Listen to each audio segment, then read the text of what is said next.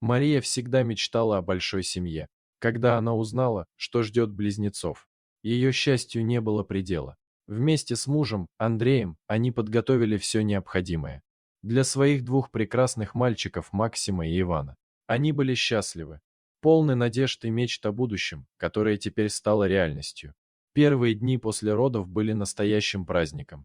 Младенцы радовали родителей своим смехом и безмятежным сном. Мария и Андрей проводили дни, наслаждаясь каждым мгновением с малышами, делая фотографии и мечтая о том, как будут расти их сыновья.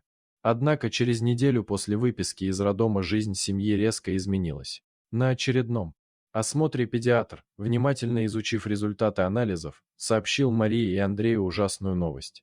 У одного из близнецов, Максима, был диагностирован диабет. Этот диагноз стал для них настоящим шоком. Как такое могло произойти? Они не могли поверить, что их маленький сын, которому всего лишь неделя, уже столкнулся с такой серьезной болезнью. Мария была в слезах, а Андрей чувствовал, как его сердце разрывается от горя. Они начали искать информацию о диабете, изучая все, что могли. Но страх и неопределенность не покидали их. Они переживали за здоровье Максима, за то, как это повлияет на его жизнь и как они смогут справляться с этим заболеванием. Тем не менее, после нескольких дней подавленности и страха, Мария и Андрей поняли, что не могут сдаваться. Они решили, что должны быть сильными ради своих детей. Вместе они начали изучать, как управлять диабетом, общались с врачами и другими родителями, которые сталкивались с подобными проблемами. Они узнали, что с правильным уходом и вниманием Максим сможет вести полноценную жизнь.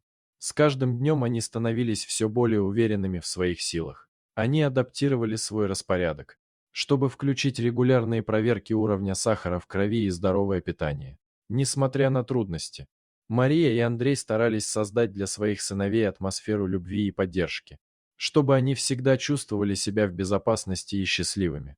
С течением времени семья научилась справляться с диабетом Максима. Они поняли, что, хотя болезни требуют дополнительных усилий, это не определяет их сына.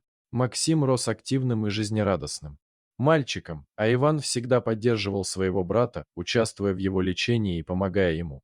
Мария и Андрей осознали, что их любовь и поддержка могут преодолеть любые трудности.